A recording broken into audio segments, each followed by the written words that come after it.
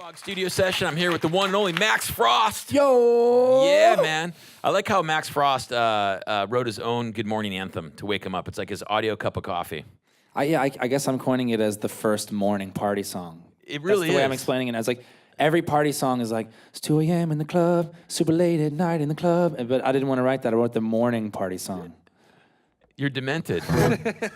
One thing that I really like that you do, Max, is you're super interactive with your fans, and you actually have this thing called the Good Morning Challenge. Yeah, we're getting it going. Explain where that came about, and the concept is you basically just raid someone's house while they're asleep and start singing your song in their living room. It is a version of that. We basically are looking out for people at a university who are fans of the song and who have friends that are fans.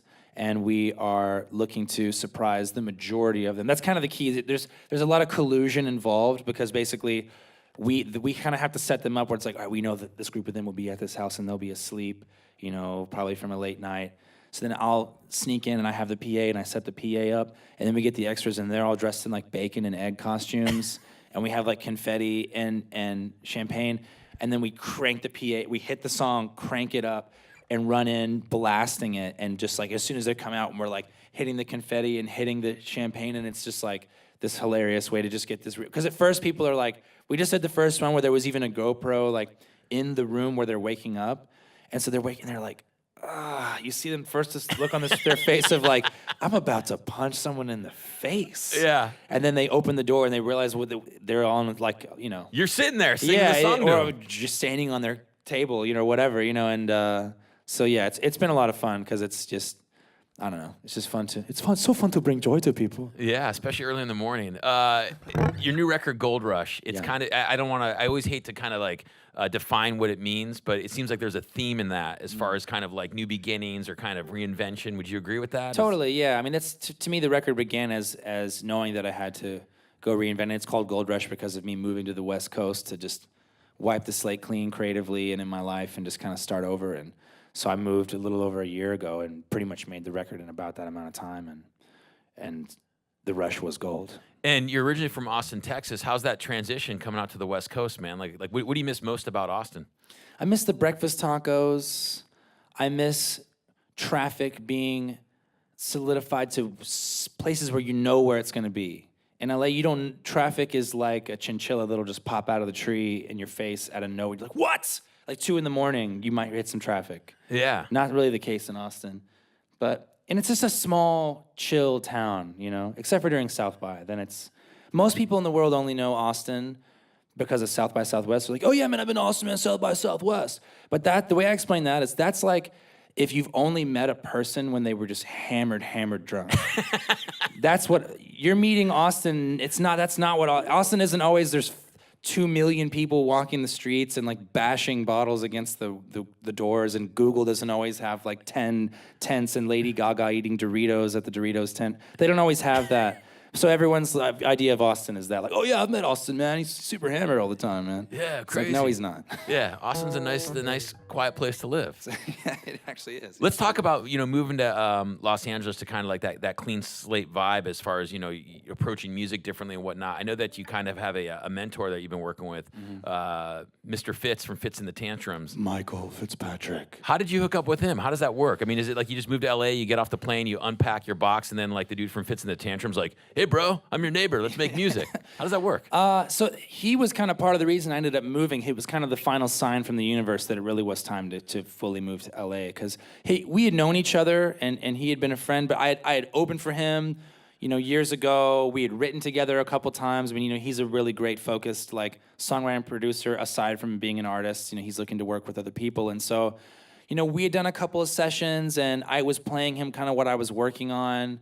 And, he was super honest with me. He was like, look, I think this is really great, but you've got to find a really specific place to point all this.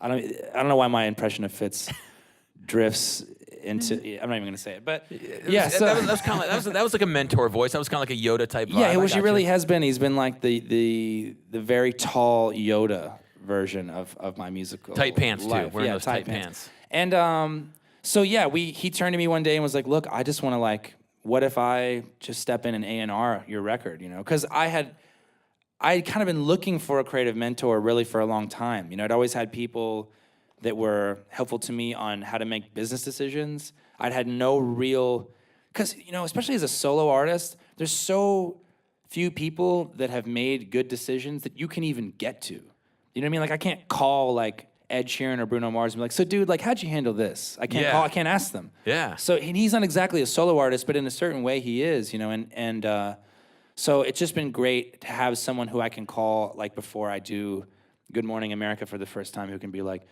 it's gonna be really early, just make sure you drink a lot of water, or whatever, just whatever the pep talk is, you know? Yeah. Wear a clean T-shirt. Wear a really clean shirt. Yeah, bring some gum. Don't smoke cigarettes before it like I did. Does he ever talk in that voice and give you advice that you just don't understand, and you're just like, okay, just because it's him? Like, you know what I mean? Like, you don't want to really, like, well, he's always argue giving me with advice that's about to take care of my voice. He's like, just don't party too much. And I'm like, dude, you're like smoking a cigarette while we're having this conversation right now. You just got off stage. You're like screaming at me on the phone right now. No. Fantastic. I love the thought of that, though, of you kind of having like a Fitz Yoda to kind of guide you. No, it's been incredible, and he's become one of my best friends. And you know, the record would not have been the same without him, because really more than anything, he just pushed me to. It was just so nice to have someone who could speak the language of songwriting, who could call me out on my BS and just be like, "You're doing that too much," or "That's B minus." You know what I mean? Because it's. You know, it's hard for you. Don't always know. You don't always know. You might even do, like with Good Morning. I didn't think it was worth playing for him. It's not even always to say the negative thing about the thing. It's to be like, no, that's great. Just do that. Yeah, you know what I mean. I got to see you. You're kind of at an exciting crossroads in your career. I got to see you last night at the Oracle with AWOL Nation and 21 Pilots. And if you haven't seen Max play live, it's a one-man show. And I got to be honest with you, I was a little stressed out for you. I play the drums. I've been in bands like pretty much my whole life.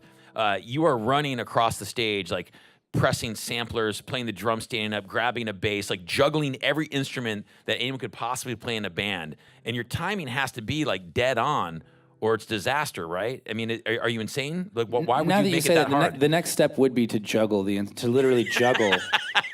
Is what it makes it sound like. No, it's funny. It's tough to always explain it to people because it does sound like I'm one of those guys on the street who's like kicking a cymbal behind his head and is like, shh. It isn't really, you know, I always say that it's like a loop show that's an actual rock show instead of just a science project, which it is very kind of mad scientist, but I know I'm glad you saw it because it's really a hard thing to explain to people. They always just kind of don't believe, they're like, that's cool.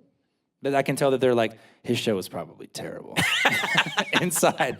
But then if they see it, they dig it usually, you know. And where did that come from? I mean, was that just like you know, you're in the studio and you're making these songs? I think that's one of the great things about technology now and music is that you're able to reproduce what you can do in a studio a lot easier. You know, like if you want to have a wind chime, you don't necessarily have to have like a wind chime on stage. Although you probably would. Exactly. That's the next. It's weird that you knew that. A marimba.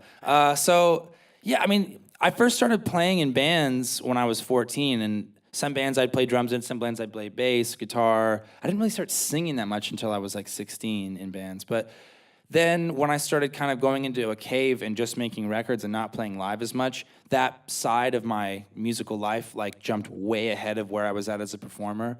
So the past few years have really been me catching up to that.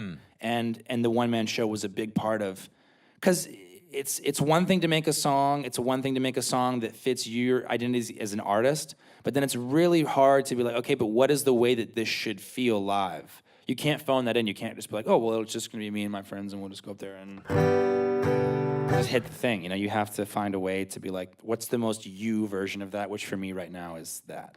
It's the one-man show. Let's step away from the stage. Let's step away from the new record. Let's step away from music. How are you staying sane through all this? I mean, like you have like some kind of non-music hobby. Do you meditate? Do you, you know? Earlier we were eating Pop-Tarts together. Yeah. Is it just junk food keeps you going? Like there's just a calming to the sugar within a Pop-Tart that just sets my mind. It's a certain kind of meditation. No, I don't know. I just am trying to take as many moments as I can to actually like absorb it and process it, you know, because it's such a gift to be on this tour, and it's just like just one of those lightning strike lucky moments that, you know, you always hope will happen, but you never know. And so I guess I'm just trying to take as many moments, even when I'm on stage with them, you know, I just take a moment to be like, wow, this is really, really cool. Yeah, for those of you who've never seen 21 Pilots before, they bring their opening acts out and do a couple cover songs. And last night, Max did Hey Jude and I think a Goo Goo Dolls song. Iris. It seems so random. I was like, wow. Yeah. I remember 21 Pilots before they played good song. Chumbawamba, you know. Did they? But you were up there playing Hey Jude, and like that's got to be, you know, looking over, there's Aaron from AWOL Nation, and you kind of sit there and you're like, oh my God, I'm up here. I mean, you can see you were excited. Oh, for what's that sure. like? No, I mean, it's you know, because there's nothing more fun than that feeling of like, you're sitting in on someone else's show just for kind of for a laugh. You know what I mean? It's like you can't really be serious about it. Like, I don't know, because it's not your show, you know. And it's already like at a point in their set where it's like so much amazing stuff has happened, you know. And you're like, because I was watching those guys like win Grammys like a couple years ago, you know. And then like, what was really weird is after he called me before the show started to say he wanted to do these covers, I was like imagining the moment in my mind, and I don't know how I knew this, but I knew that when we got off stage, I knew that Ride would be the next song that they would do somehow. Like I was like, that's gonna be, and it is the song that they would do after. I've never even told them that actually, but it was weird. The first show, walking off and then they hit it, I was like, how did I You have like know? a premonition. I was like, that is like, I knew it. Yeah. The song whisperer, You're like set list whisperer. You're like a mind reader. I know that you write a lot of songs on your phone. You have a lot of notes. If you pull out your phone right now, do you have like unfinished songs and like little pieces of stuff or like lyrics written or anything like that? Or are you just playing like Clash of the Clans? What's going It's on? probably me yelling at the phone too, because now the new recording app doesn't even.